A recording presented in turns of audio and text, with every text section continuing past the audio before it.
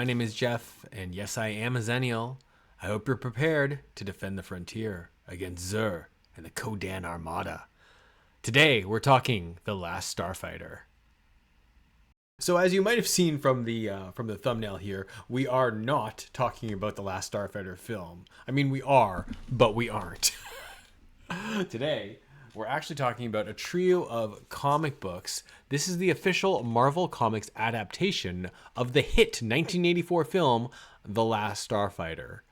I'm going to just work off the assumption that most of you will know what The Last Starfighter is. It is a classic 80s science fiction adventure film. Kind of, it's appropriate for family viewing, I would say. Very cool. I felt like it was a kind of an original premise at the time with a young man, a teenager, really, Alex Rogan, being sort of plucked from obscurity out of his life in the trailer park to go and become a starfighter in an intergalactic war, defending, the known galaxy from bad guy aliens, basically. The gimmick, of course, is that Alex was a pro at a video game, which, surprise, the video game Starfighter was in fact a recruitment tool to see if you had what it takes to join the Star League and become a starfighter. So, today we're talking about the 3-issue limited series Marvel adaptation of that movie. Movie came out in July 1984. These 3 issues of comics came out in October, November, and December of 1984. So they're aligned with, sort of when the film came out.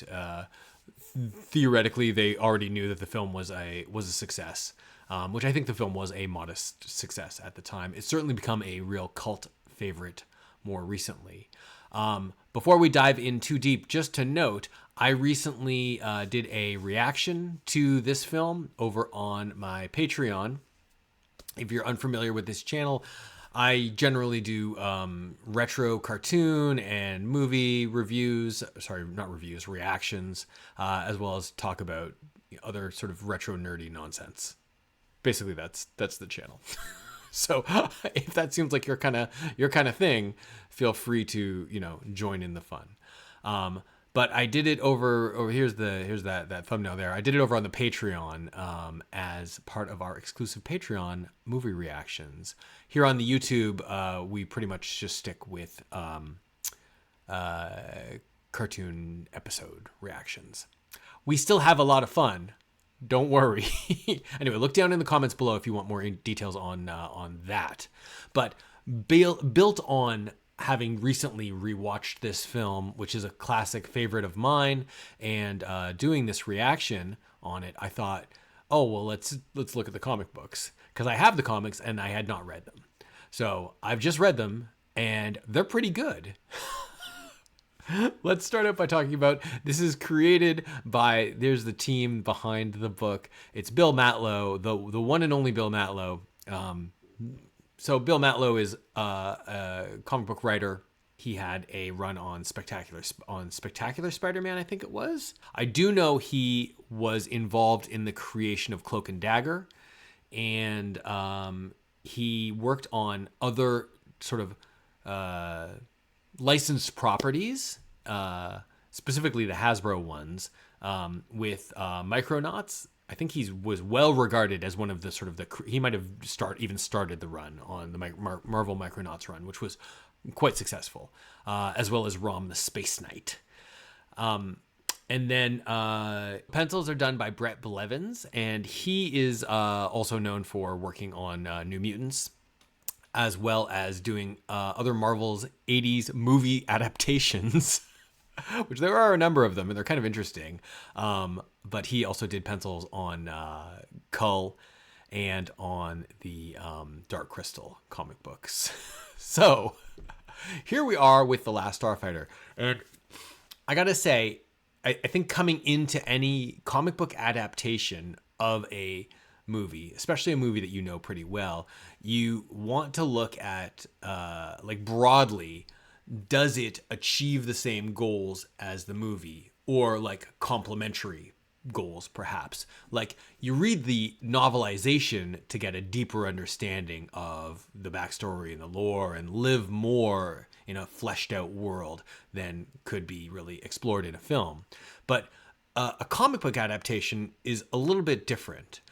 It's kind of like, I can't take my movie, on that road trip with my parents, but I can take the comic book and I can relive that movie. So at least that's my opinion on an adaptation. Obviously, it's great if it adds depth, but no one's expecting a comic book to take the place of a film.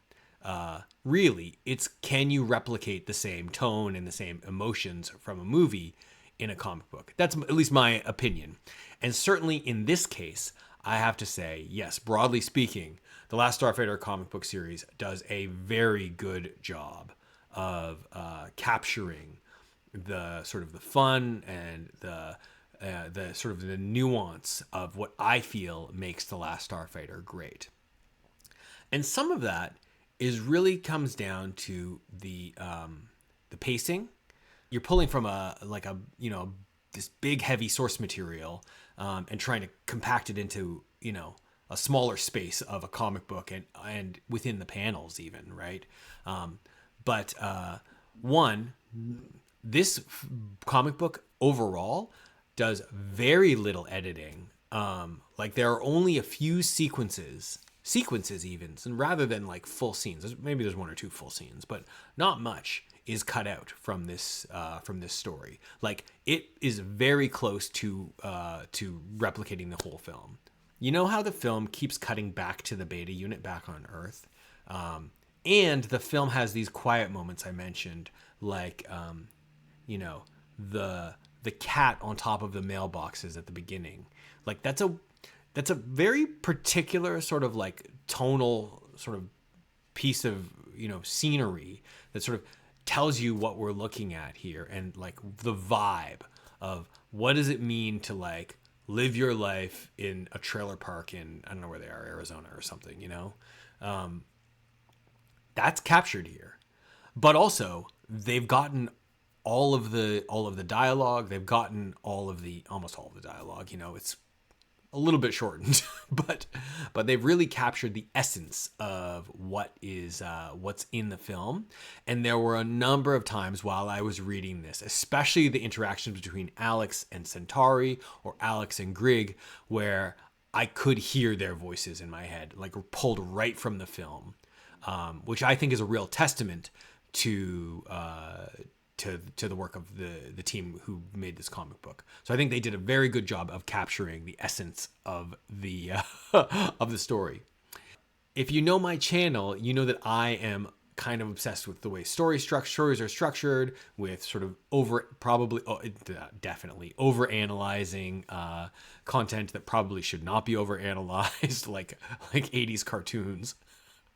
But like looking for that deeper sort of meaning, even if it isn't necessarily there. I won't say it like in any broad sense sort of expanded like the backstory. So I come into the Last Starfighter like looking at the lore side of things, like wondering, one, who built the frontier? Like how does that work? What's the story behind the frontier? They don't really go into that. But I want to know that. But and then more specifically, the backstory of like what's actually happening. This is like chapter 3 of the story. But we start with Zur. We know that he's the son of Ambassador Euridian, who I don't think had been given a name in the film, but is given a name in this comic book. He's the son of the ambassador, and he's turned traitor. He had some sort of an attempted coup, an attempted overthrow of the current government, and it failed, and he was pushed out beyond the barrier of the frontier, where he hooked up with the Kodan, and he's a bad guy, obviously. Anyway, he's done very well here in this story, but I would love to understand more about like what happened in this whole scenario where he attempted a coup, where he tried to take over. How did they stop him? He was deposed. How was he exiled? How did he hook up? None of that backstory is explained in the film. None of it is explained here. So a couple of things that were done extremely well here. The pacing of the book is quick. It's exciting. It's just as like beat to beat to beat as the movie is. And I think if you've seen the film, you'll understand that it is a pretty well-paced film. The character work, probably because they're generally pulling directly from the film, is also strong. Grieg and especially Centauri, who in the film is played, lovingly by Robert Preston, the only sort of like major actor who really is in the film. But Centauri is captured extremely well here. I do like two specific sort of additions to this adaptation that I thought were really well done. One, they showed hyperspace, which was something that they just kind of like, I don't know if I want to say skipped over, but like they hadn't focused on it in the film, probably because they already had enough on their hands with the effects work that they were doing. And sort of correlated to that, another effects sort of heavy scene was they really showed the destruction of the attack on the Rylos base in more detail in the comic book. And even though it was only a few panels, they essentially skipped it in the film. Again, I'm guessing because of budgetary constraints. Now, the film is kind of famous for its use of early CG on the space battles. It's funny because in the movie they've got this video game, right? That's this training sort of thing to try and find people who are worthy to become starfighters. And in the movie, they do a great job showing the visuals of the game. They actually made like what looks like a plausible video game. In the comic book, they almost never, I don't think they ever really do a good job showing the game. But conversely, they take almost the same graphics that they show in the video game in the movie and make that the real visuals of the real mothership, the real, deck fighters and gun stars in the space battles in the last sort of the third act of the film. And it's unfortunate because, largely they still look like, early to mid 80s video game graphics. Here in the comic book, they're not limited by that at all. So they really flesh out the ships. The design work is strong on the ships, and they didn't just adapt, they enhanced. That's what I'm trying to say. Although that said, oddly, some of the detail of, it being a live action movie, there are some elements of the movie that are like kind of beautiful in their specificity, and especially the way the technology looks, that I think is really like charming. And not all of that is captured here because you can't quite have that level of detail. I think if I were to say that any gripes that I have, they're essentially nitpicks. I would say that probably we didn't have enough of the in-between moments to sit with our characters enough, that Alex comes to his sort of like acceptance of like being a hero. That he comes to that realization a little quicker than I would like. There's one or two small scenes that are sort of cut that could help with that.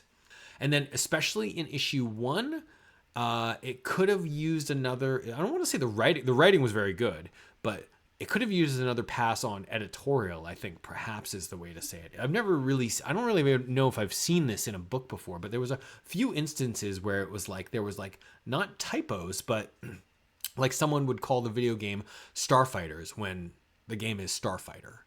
We know that, right? There was one line where someone was like, it's a great thing to do this great thing. An awkwardly phrased piece of dialogue that was unnecessary. It was just weird because it's an easily fixable thing that like someone doing a once over reading it should have caught and said like, hey, maybe one of those greats in that sentence should not be great, should just be another synonym. But that said, like, look, those are very, very small nitpicks. Overall, I will say I liked this adaptation. I think that it was pretty strong. I would like to read more of these Marvel Comics adaptations of classic 80s films. I know Bill Mantlo went from this, and I think it was afterwards, he went on and did the Buckaroo Banzai comic adaptation. I should probably read that, don't you think? Anyway, that's my take on it. Have you had a chance to check out this comic book series? What do you guys think about Marvel Comics adaptations? And just generally, are you a fan of The Last Starfighter? Let me know down in the comments below. I did actually recently pick up a copy of the novelization of The Last Starfighter as well. I might post something about that. Look down in the comments below if and when I do that review, or maybe I'll just do a blog post or something on it. I don't know. I'll put something down in the comments. And I guess that's all I've got to say. Thanks very much for joining me here. Remember, when you have your opportunity, you got to seize it with both hands. Hold on tight. There's words of wisdom from The Last Starfighter. Thanks for watching, everyone. We'll catch you next time. So long.